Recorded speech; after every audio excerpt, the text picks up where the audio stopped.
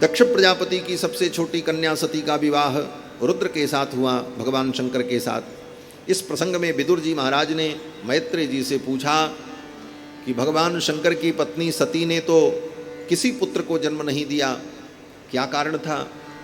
तो भगवान शंकर श्री मैत्रेय जी महाराज कहते हैं, विदुर, युवा अवस्था में ही सती ने अपने प्राणों का त्याग कर दिया। विदुर ने पूछा क्या कारण था? तो मैत्रेय जी ने पूरी कथा सुनाई कि दक्ष प्रजापति ने भगवान शिव का अपमान करने के लिए, उन्हें नीचा दिखाने के लिए यज्ञ का आयोजन किया और उस यज्ञ में सभी लोग गए। भगवान शंकर को निमंत्रण नहीं था, सती को निमंत्रण नहीं था। सती ने देखा कि देवता लोग विमान में बैठ करके जा रहे हैं।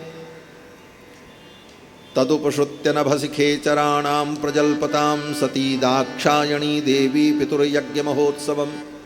पिता के यज्ञ महोत्सव में जाते हुए उन देवताओं को देख करके सती जी ने भगवान शंकर से पूछा, बोले नाथ, ये देवता लोग कहाँ जा रहे हैं? भगवान शंकर ने कहा, तुम्हारे पिता के घर में यज्ञ हो रहा, वहीं सब जा रहे हैं। सती ने कहा, तब हमको आपको भी चलना चाहिए। भगवान शंकर ने कहा, निमंत्रण नहीं आया, बिना बुलाए जाना उचित नहीं है। सती जी ने कहा, मैं तो जाऊंगी, मेरी बहनें आई होंगी, मेरे परिवार के लोग सब होंगे, मेरा तो मन कर रहा है जाने का। भगवान शंकर ने कहा, देवी, यदि ब्रजिष्यस्य हिताय मद्वचो भद्रम भवत्या न ततो भविष्यति। अगर मेरे वचनों की अवहेलना करके आप गईं तो आपका कल्याण नहीं होगा। भद्रम भवत्या न ततो भविष्यति, आपका कल्याण नहीं होगा। क्यों? बोले, संभावितस्य स्वजनात् पराभवो यदा ससद्यो मरणाय कल्प्यते। अपने स्वजनों के द्वारा जब स्वजनों के बीच में अपमान होगा तो वह मरण के तुल्य होगा और तुम्हारे लिए मरण का वो कारण भी बन सकता है। लेकिन इतना कहने पर सती जी जवाब तो नहीं देती हैं, लेकिन अपने मन को सती रोक भी नहीं पाती।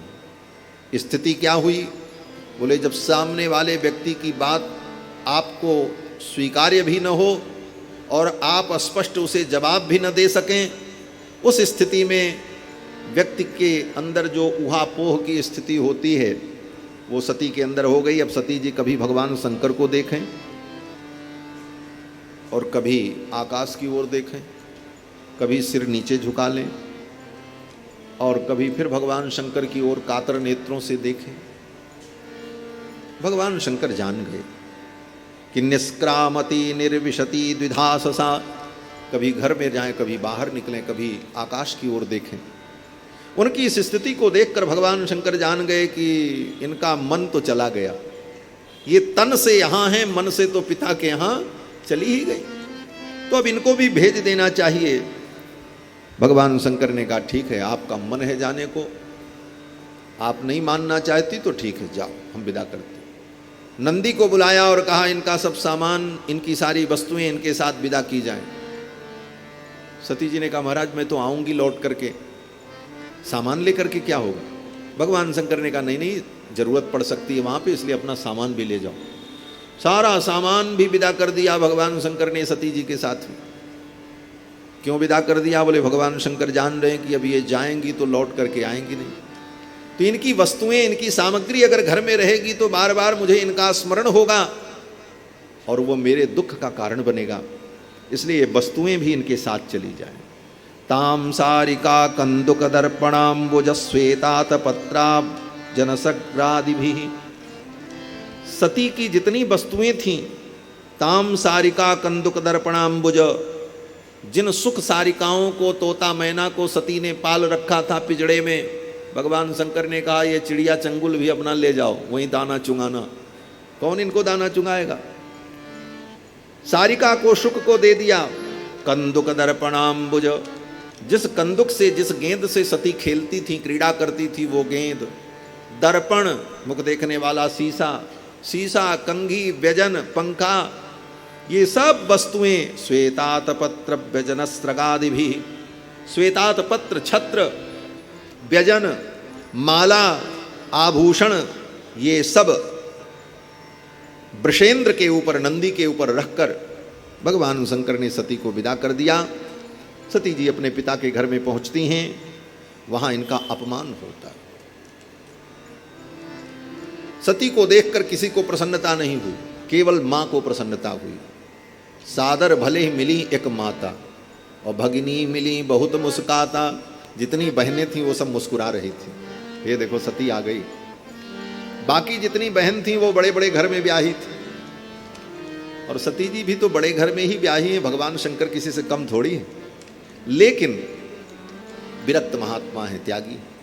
तो बहनों ने उपहास किया, अरे सती, और सबसे छोटी हैं सती, इसलिए बड़ी सब बहनें इनसे कुछ कुछ कहने लगी। किसी ने कहा, अरे सती, तेरे पति तो अपने गले में सांप लपेटे रहते हैं, वो सांप तुम्हें काटता नहीं, तुम्हें डर नहीं लगता? ऐसी ऐसी बातें कह करके उन बहनों ने इनका उपहास किया। सती को बड़ा दुख हुआ, और पिता के सन्निकट जब पहुंची तो पिता ने भी कटु वचन कहा। सती ने कहा, महाराज पिताजी, आपने सबको बुलाया, मेरे स्वामी को भी बुला लेते, वो भी आते, कितना अच्छा होता। भगवान शंकर ने कहा, उस अघोरी को, ओ दक्ष प्रजापति ने कहा, उस अघोरी को, हड्डियों की माला पहनने वाले कपाल माली को, चिता की भस्म लगाने वाले को, उस अघोरी को मैं अपने यज्ञ में बुलाऊंगा तो मेरा यज्ञ अपवित्र हो जाए। अब महाराज सती को बड़ा बुरा लगा। दक्ष प्रजापति ने कहा, तुमको किसने बुलाया था, तुम क्यों चली आई? तुमको भी तो मैंने नहीं बुलाया। सती जी को बड़ा अपमान लगा, और सती ने मन में संकल्प किया कि शिव की निंदा करने वाले की मैं बेटी कहलाऊं, ये ठीक है। ये शिव निंदक है, और लोग मुझे दाक्षायणी कहते हैं, सती दाक्षायणी देवी, दक्ष की कन्या। तो मैं ऐसे शिव निंदक की बेटी कहलाऊं, ये मुझे स्वीकार्य नहीं। यही सती का स्वरूप है। सती माने पतिव्रता स्त्री, और भारतीय पतिव्रता स्त्री अपने पति के विपरीत अपने पिता के वचन को भी सहन नहीं कर सकती। पति ही उसके लिए परमेश्वर है। पिता जन्म देता है, पालता है, पोसता है, समय आने पर कन्यादान करता है, लेकिन पति उस कन्या के लिए परमात्मा है। उस पति के विपरीत वो पिता भी बोले तो ऐसे पिता को सती स्त्री, पतिव्रता स्त्री डांट देती। सती ने डांट दिया अपने पिता को, मूढ़ मंदमती, अय मूढ़ मंदमती, तू भगवान शंकर की निंदा करता है। पिता मंदमती निंदित तेहि, पिता मंदमती निंदित तेहि, तक्ष सूत्र संभव यह देहि, तक्ष सूत्र संभव यह देहि। पिता मंदमती निंदित तेहि, पिता मंदमती निंदित तेहि, दक्ष सूत्र संभव यह देहि, दक्ष सूत्र संभव यह देहि। सती ने कहा, हे पिता, मंदमती, मंदमती माने मूढ़, मूर्ख, अपने पिता को कहा, और लोग मुझे दाक्षायणी कहते हैं। मैं अब इस शरीर को भी धारण नहीं कर सकती, अपने पति की निंदा करने वाले की मैं बेटी कहलाऊं, ये मुझे स्वीकार्य नहीं है। और उसी समय सती ने यज्ञ मंडप से उत्तर दिशा की ओर जाकर, जहां यज्ञ हो रहा था, स्पृष्ट्वा जलम पीत दुकूल संवृता, आचमन किया। केशवाय नमः, नारायणाय नमः, माधवाय नमः। आचमन की हमारे यहाँ बड़ी महत्ता है। लोग तो समझते हैं कि महाराज पूजा में ऐसे पानी चीखने की विधि है, लेकिन वो पानी चीखना नहीं है। आचमन की विधि का बहुत बड़ा महत्व है। हमारे समस्त कर्मों में आचमन के बिना किसी कर्म में प्रवृत्ति ही नहीं होती। यहाँ तक कि सती मरने जा रही, अपने प्राणों का त्याग करने जा रही योग बल से, लेकिन उसके पहले आचमन करके पवित्र होकर के तब बैठती हैं। स्पृष्ट्वा जलम, आचमन। शास्त्रों में तो यहाँ तक वर्णन है, यात्रा करने के लिए रथ पर, घोड़े पर, हाथी पर बैठने चले तो पहले आचमन करके पवित्र होकर के तब बैठे। मलमूत्रादि का त्याग करके आवे तो पवित्र होने के बाद पहले आचमन करे, तब किसी कार्य में प्रवृत्त हो। किसी भी कार्य को प्रारंभ करे तो पहले आचमन करके शुभ कर्मों में प्रवृत्त होना चाहिए। आचमन की बड़ी महत्ता है। और कितना जल पिए? बोले ब्राह्मण इतना जल पिए कि वो जल, ब्राह्मण आचमन करे तो इतना जल पिए कि वो जल उसके हृदय तक, यहाँ तक पहुँचे, भीतर तक। क्षत्रिय इतना आचमन करे कि वो जल उसके कंठ तक पहुँचे। और वैश्य जब आचमन करे तो इतना जल पिए कि वो जीभ भीज जाए और मुख भीज जाए, इतना जल हो। और चतुर्थ वर्ण का व्यक्ति आचमन करे तो इतना जल हो कि उसका ओंठ भीज जाए, ओंठ का स्पर्श हो जाए। बस इस प्रकार के सबके आचमन के भिन्न भिन्न भेद और विधान हैं। तो सती ने भी आचमन किया।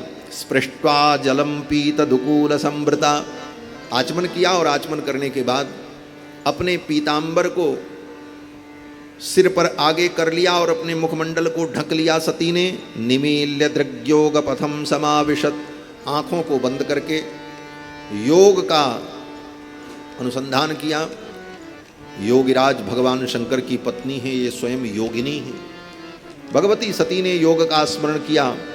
कृत्वा समानाम अनिलौ जितात्मना, और योग बल से अपने शरीर के अंदर जो 5 तत्व है, पृथ्वी जल तेज वायु आकाश, उन 5 तत्वों में से जो अग्नि तत्व तेज तत्व है, उस तत्व का संवर्धन किया और बाकी सारे तत्वों को तिरोहित किया। उसका परिणाम क्या हुआ? बोले अग्नि तत्व का संवर्धन होने पर शरीर के रोम रोम से अग्नि ज्वाला प्रकट हो गई और उसी में अपने शरीर को सती ने दग्ध कर दिया। ददर्श देहो हतकल्मसा सती सद्य प्रज्ज्वाल समाधिजाग्निना, योग की अग्नि में सती ने अपने शरीर को दग्ध कर दिया। हाहाकार मच गया। दक्ष प्रजापति के यज्ञ में जो आए विद्वान थे, ब्राह्मण थे, देवता लोग थे, सब घबरा गए। अब क्या होगा? सती ने अपने प्राणों का त्याग कर दिया। भृगु जी महाराज उस यज्ञ में सब करता धरता थे।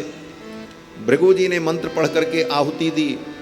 1000 ऋभु नाम के देवता प्रकट हुए। उन ऋभु नाम के देवताओं से भृगु जी ने कहा कि यज्ञ मंडप की सुरक्षा करो, कहीं कोई विघ्न न आने पावे। सब देवता सुरक्षा में लग गए और इधर देवर्षि नारद ने जाकर के भगवान शंकर को सब कुछ बता दिया। अंतर ब्रह्मांडीय संवाददाता अगर कोई है तो देवर्षि नारद।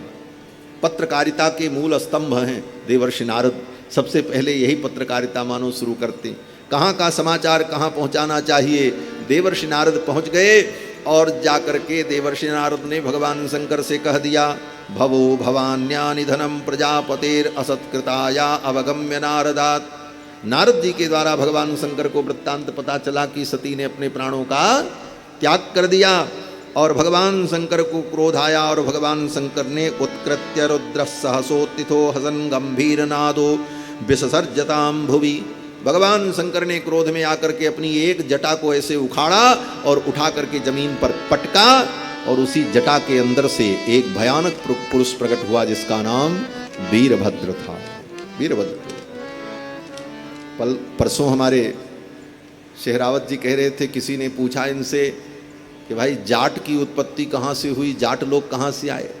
तो उन्होंने कहा भगवान शंकर ने अपनी जटा उखाड़ करके जब पटकी ना तो उसी में से सब जाट पैदा हो गए। बोलो वृंदावन बिहारी लाल की। सब भगवान शंकर से और भगवान विष्णु ब्रह्मा, भगवान से ही तो सबकी उत्पत्ति है। अच्छी बात है, कहीं न कहीं किसी प्रकार से किसी भावना से हम भगवान से जुड़ते तो हैं, तात्पर्य यही। बाकी सबके मूल तो भगवान ही है। वयम अमृतस्य पुत्राः, ये तो वेद कहता है। किसी न किसी रूप में हम भगवान की ही संतान हैं और कहीं से हम ठाकुर से अपना संबंध जोड़ते हैं तो ये अच्छी बात है, ये भावना दृढ़ होती है। तो महाराज भगवान शंकर ने निकाला और जटा को उठा करके ऐसे पटका। वीरभद्र प्रकट हुए, बड़ा भयानक रूप वीरभद्र का। कराल दृष्टो जलदग्निमूर्धजः कपाल माली, बड़े बड़े भयानक दांत, कपालों की माला पहने वीरभद्र प्रकट हुए। और वीरभद्र ने हाथ जोड़ करके भगवान शंकर से कहा, तम किम करोमीति गृणन्तमाह बद्धांजलिम भगवान भूतनाथ। हे भूतनाथ, किम करोमि, क्या आज्ञा है मेरे लिए, आप आदेश करें। वीरभद्र ने जब इस प्रकार कहा तो भगवान शंकर ने कहा, दक्षम स यज्ञम जहिमद्भटानाम त्वमग्रणी रुद्रभटाम शको में।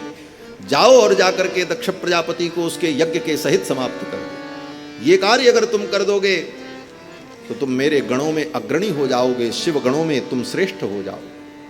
वीरभद्र चल पड़े महाराज। उद्यम्य शूलम जगदंत कांतकम, अपने त्रिशूल को लेकर के वीरभद्र जब चले, सप्राद्रवत घोषण भूषणांघ्रि, शरीर में पैर से लेकर सिर पर्यंत वीरभद्र ने जो बड़े बड़े आभूषण घंटे घंटिकाओं को धारण कर रखा था, वो सब घन घन झन झन बज रहे थे। लग रहा था साक्षात काल ही विश्व का भक्षण करने के लिए चल पड़ा हो। उद्यम शूलम जगदंत कांतकम। और वीरभद्र पहुंच गए यज्ञ मंडप के सन्निकट।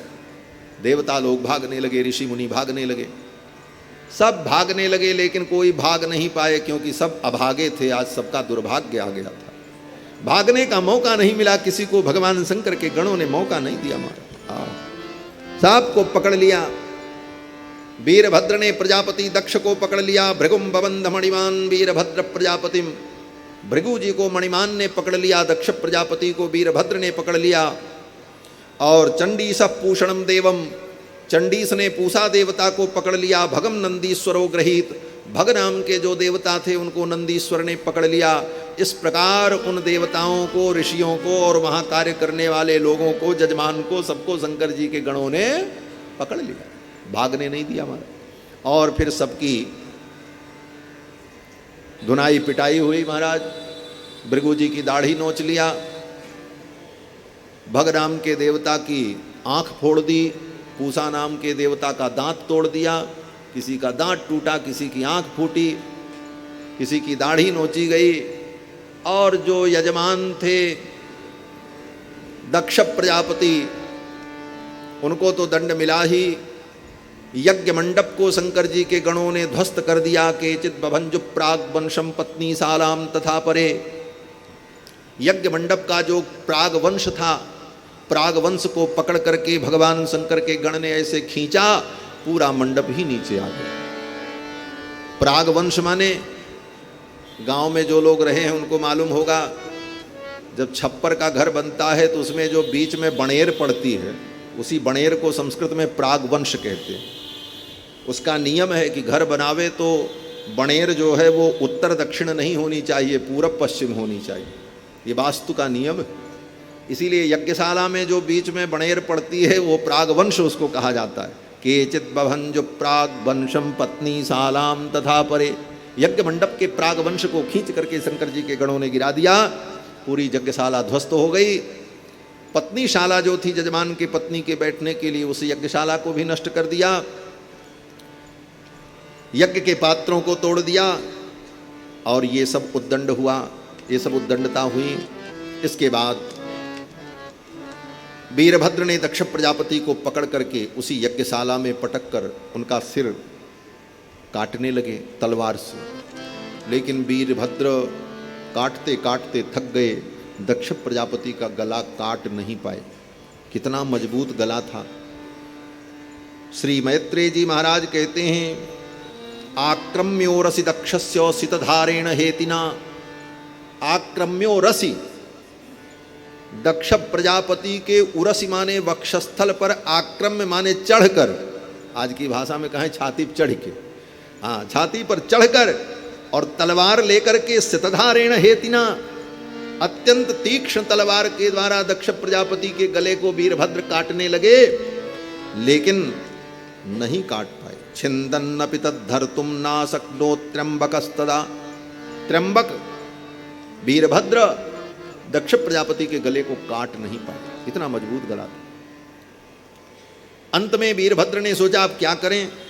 तब तक देखा उसी यज्ञशाला में एक पशु का सिर रखा था। पशु के सिर को देखकर यज्ञ की उस विधि का वीरभद्र को स्मरण हो गया। कौन सी विधि? बोले यज्ञ में जब पशु का प्रयोग किया जाता है तो उस पशु को मारने की जो विधि होती है, उस विधि का वीरभद्र को स्मरण हो गया। दृष्ट्वा संज्ञपनम योगम पशूनाम च पतिर्मखे।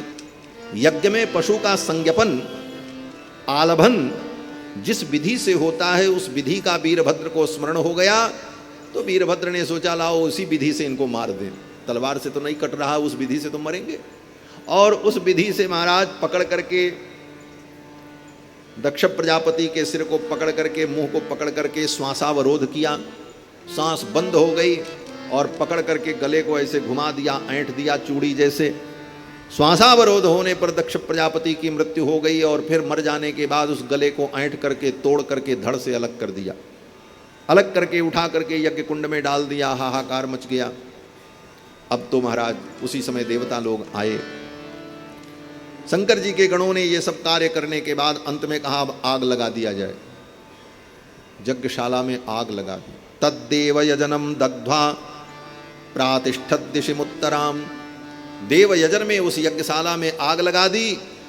सारे मंडप बितान वस्त्रावास जो लगे थे सब धू धू करके जलने लगे और भगवान शंकर के गणों ने उत्तर दिशा की ओर प्रस्थान किया। प्रातिष्ठत गुह्यकालयम, कैलाश की ओर चले गए। अब तो महाराज सब देवता आए, भगवान विष्णु आए, ब्रह्मा आए। रे ये क्या अनर्थ हो गया। सब ने अंत में कहा भगवान शंकर की स्तुति करो, उनको प्रसन्न करो, तभी ये सब बवाल समाप्त होगा। फिर सब ने मिलकर के भगवान शंकर की स्तुति की। कैलाश में जाकर भगवान शंकर प्रसन्न हो गए। तो भोलेनाथ हैं, आशुतोष हैं, आशुतोष हैं, तुरंत प्रसन्न हो गए। बोले कोई बात नहीं, हम क्षमा करते हैं। लोगों ने कहा अब इसका सम्मार्जन कैसे हो, क्या किया जाए। भगवान शंकर ने कहा आप सबको ठीक करो, जिसका जो ट्रीटमेंट हो किया जाए। बोले क्या किया जाए। बोले भृगु जी की दाढ़ी चली गई है, उनका क्या उपाय हो। बोले बकरे की दाढ़ी उनको लगा दो। तो बकरे की दाढ़ी उनको लगा दी गई। दक्ष प्रजापति का सिर गायब हो गया, केवल धड़ बचा था, इनको क्या किया जाए। बोले वो बकरे का सिर जो रखा था यज्ञशाला में, बोले वही सिर इनके धर में जोड़ दो। संदधुक कस्यकायेन सवनीय पशु सिरः। सवनीय यज्ञ के पशु का जो सिर था वही उनके धड़ पर रख करके जोड़ दिया गया। बोले पूषा देवता का दांत टूट गया, इनका क्या किया जाए, दूसरा दांत कहाँ से लगेगा। बोले अब जाने दो, दांत लगाने की जरूरत नहीं, अब ये बढ़िया हलवा उलवा खा करके काम चलावें, कड़ी चीज़ नहीं खा पाएंगे। ये विधान कर दिया। इसीलिए पूषा देवता को आज भी जब यज्ञ होता है तो यज्ञ में उनको लपसी की आहुति दी जाती है, यवागु की आहुति दी जाती है यज्ञ में पूषा देवता को, क्योंकि उनका दांत भगवान शंकर के गणों ने तोड़ दिया था। और भग नाम के जो देवता थे उनकी आँख फोड़ दी थी। बोले इनका क्या उपाय हो। बोले अब आँख तो नहीं ठीक होगी। क्यों। बोले हमारे जज साहब कहते हैं आँख ही एक ऐसा अंग है जिसमें कोई विकृति आ जाए तो उसका परिमार्जन नहीं होता। तो शायद इसी कारण से कहा हो। उन्होंने कहा भाई अब इनकी आँख तो ऐसे ही रहेगी, अब ये अंधे ही रहेंगे, इनकी आँख नहीं आ सकती, न कोई उपाय। बोले तो ये देखेंगे कैसे। तो कहा मित्रस्य त्वा चक्षुषा प्रतीक्षे। इनके जो मित्र हैं, इनके जो देवता मित्र हैं, एक देवता ही हैं जिनका नाम मित्र है, मित्रा वरुण। तो शंकर जी के गणों ने कहा, भगवान शंकर ने कहा कि जो मित्रा वरुण हैं उन्हीं के साथ ये भग नाम के देवता रहेंगे और मित्र के नेत्र से ये देखेंगे। जैसे सूरदास लोग कोई एक आंख वाले के साथ हाथ पकड़ करके चलते हैं, सब काम वही कराता है, उसी प्रकार इनकी दोस्ती उनसे बनी रहे तो इनका भी काम चलता रहेगा। इस प्रकार से मित्रस्य त्वा चक्षुषा प्रतीक्षे, ये जो वेद का मंत्र है, इस मंत्र को चरितार्थ किया। ये सब लीलाएं जो हैं, चाहे वो भगवान शिव की ये लीला हो, भगवान विष्णु की लीला हो, ये सब लीलाएं नित्य हैं और इनका वेदों में सूत्र रूप में स्मरण है। वेदों के उन मंत्रों को ही चरितार्थ करने के लिए ये लीलाएं भगवान के द्वारा होती हैं कि वेद मंत्र सार्थक हो जाएं, नहीं तो वो निरर्थक रह जाएंगे, क्योंकि ऐसा कुछ हुआ ही नहीं तो वेद मंत्र ऐसा कहता कैसे। तो वेद मंत्रों को चरितार्थ करने के लिए लीला हो। अब यहीं पर इतिहासकार लोग भ्रमित हो जाते हैं। आज के इतिहासकार वेदों में, इसको समझना, आज के इतिहासकार वेदों में वर्णित घटनाओं को पढ़ करके ये अनुमान लगाते हैं कि इस घटना के बाद वेद लिखा गया। उन घटनाओं को पढ़कर आजकल के इतिहासकार कहते हैं कि वेद में इस घटना का वर्णन है, इसका मतलब ये वेद इस घटना के घटित होने के बाद लिखा गया। तो वेद में काल निर्धारण करने लगते हैं, लेकिन उनके सोचने का तरीका ही गलत है। उस घटना के बाद वेद नहीं लिखा गया, अपितु वेद अनादि हैं और वेद में जिन जिन घटनाओं का वर्णन है वही घटनाएं कालक्रम से संसार में सृष्टि में घटित होती हैं। ये क्रम है, इसीलिए वेद का अनादित्व है, वेद को हम अनादि मानते हैं। वेद में जिन घटनाओं का वर्णन है समय आने पर वो घटनाएं घटित होती हैं, वो पहले से ही वर्णन है और उन्हीं के अनुकूल सारी सृष्टि चलती है। यथा पूर्वम कल्पयत दिवंच पृथ्वीं चांतरिक्षमथो स्व। तो महाराज इस प्रकार से दक्ष प्रजापति के धड़ पर बकरे का सिर रख करके जोड़ दिया गया, वो स्वस्थ हो गए। इसके बाद दक्ष प्रजापति स्वस्थ जब हो गए तो लोगों ने कहा अभी इस यज्ञ का क्या किया जाए, यज्ञ तो अधूरा रह गया, इसको पूरा कैसे किया जाए। तो पंडितों ने आचार्यों ने कहा कि वैष्णवम यज्ञ संतत्यै त्रिकपालम द्विजोत्तमाः। विष्णु देवता के निमित्त 3 कपाल पर पुरोडास का निर्माण करके और विष्णु देवता के निमित्त आहुति प्रदान की जाए तो ये यज्ञ पूर्ण हो जाएगा। पुरोडासम निरवपन वीर संसर्ग शुद्धये। इस यज्ञ में जो अशुद्धि उत्पन्न हो गई, जो क्रिया का लोप हुआ, इसे ठीक करने के लिए विष्णु देवता के निमित्त पुरोडास का यजन किया जाए, क्योंकि भगवान विष्णु ही यज्ञ स्वरूप हैं, उनकी प्रसन्नता से यज्ञ पूर्ण हो जाएगा। तो ब्राह्मणों ने विष्णु देवता के निमित्त त्रिकपाल पुरोडास का विधान किया। उसी समय भगवान विष्णु प्रकट हो गए यज्ञ मंडप में और सभी लोगों ने भगवान विष्णु की स्तुति की। रुद्र ने स्तुति की, भृगु ने स्तुति की, इंद्र ने स्तुति की और सभी देवताओं ने यज्ञ नारायण भगवान की, विष्णु भगवान की स्तुति की और सब ने स्तुति करते हुए यही कहा। अंत में ब्राह्मणों ने स्तुति की। ब्राह्मणों ने जब स्तुति की यज्ञ नारायण भगवान की, तो ब्राह्मणों ने कहा कि त्वं क्रतुस्त्वं हविस्त्वं हुतास स्वयं। हे भगवान, हे यज्ञ नारायण, हे भगवान विष्णु, त्वं क्रतुः, आप ही यज्ञ हैं, त्वं हविः, उस यज्ञ में जो हवि होती है वो भी आप ही हैं। ये मंत्र यज्ञ करने वाले को यज्ञ करते समय चिंतन करना चाहिए। जब यज्ञ करें, हवन करें तो यही चिंतन करना चाहिए। क्या बोले, भगवान ही यज्ञ हैं, त्वं क्रतुस्त्वं हविः, और उस यज्ञ में जो आप आहुति दे रहे हैं साकल्य की, घी की, वो साकल्य, वो हवन सामग्री भी क्या है, बोले वो भगवान है। त्वं क्रतुस्त्वं हविस्त्वं हुतास स्वयं, और हवि को ग्रहण करने वाले जो अग्नि हैं वो कौन है, बोले भगवान ही है। हुतास स्वयं त्वं ही मंत्रः, और उस यज्ञ में जो मंत्र बोला जा रहा है, ब्राह्मण लोग जो मंत्र पढ़ करके आहुति दे रहे हैं, प्रजापतये स्वाहा, तो ये प्रजापतये स्वाहा जो मंत्र बोला गया ये भी क्या है, बोले भगवान ही हैं, मंत्र भी भगवान। त्वं ही मंत्रः समिद्दर्भपात्राणि च, उस यज्ञ कुंड में जो लकड़ियां डाली जा रही हैं जलने के लिए, वो लकड़ी भी कौन है, भगवान है। समित दर्भपात्राणि च, यज्ञ के जितने पात्र हैं वहां पर रखे गए वो सब भगवान हैं, यज्ञ नारायण। त्वं सदर्शत्विजो दंपतिर्देवता, और वहां जो उस यज्ञ में ब्राह्मण हैं और यज्ञ के जो सदस्य हैं वे सब भगवान यज्ञ नारायण ही हैं। दंपतिर्देवता, और उस यज्ञ के जो दंपति जजमान हैं वो भी कौन है, बोले यज्ञ नारायण भगवान ही।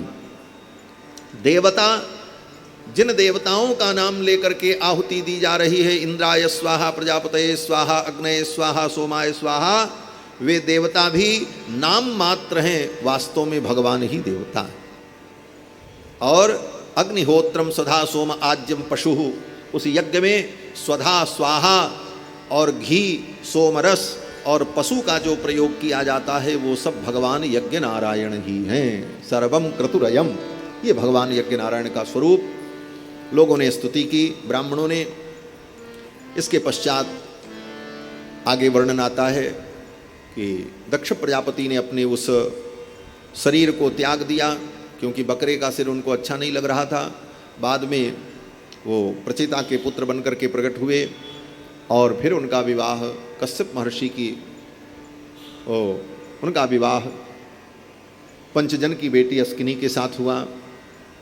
फिर दक्ष प्रजापति ने अपनी बेटियों का विवाह कश्यप महर्षि से किया, जिनसे अनेक संतानें उत्पन्न हुई।